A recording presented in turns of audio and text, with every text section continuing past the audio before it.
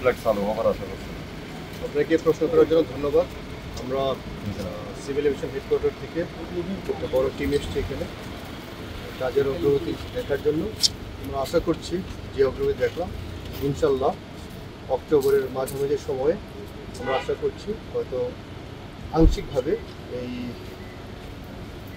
এয়ারপোর্টটি আন্তর্জাতিক ফ্লাইট পরিচালনা করার জন্য আংশিকভাবে রেডি থাকবে এবং আমাদের সমস্ত চেষ্টা আছে যত কষ্ট হোক যত কাজের ব্যস্ত থাকুক আমরা সেটা বাস্তবায়ন করার জন্য যা করে সবই করব। এবং এই ব্যাপারে আপনাদের আমি স্ট্রংলি বলতে পারি সরকার আমাদের কাছে আশা করছে এবং আমরাও আশা করছি ইনশাল্লাহ যত দ্রুত সম্ভব অক্টোবর মাঝামাঝি সময় আমরা এই এয়ারপোর্টটা ইন্টারন্যাশনাল স্ট্যান্ডার্ড অনুসারে অপারেট করতে হবে।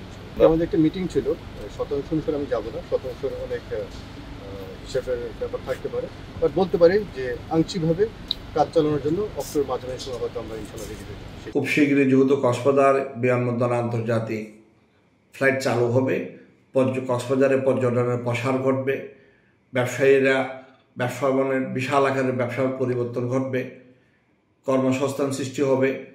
কক্সবাজার জেলা, বান্দরবন এবং চট্টগ্রাম আংশিক জেলার প্রবাসীরা খুব অল্প সময়ে তারা বিদেশ থেকে কক্সবাজার এয়ারপোর্ট দিয়ে যাতায়াত করতে পারবে।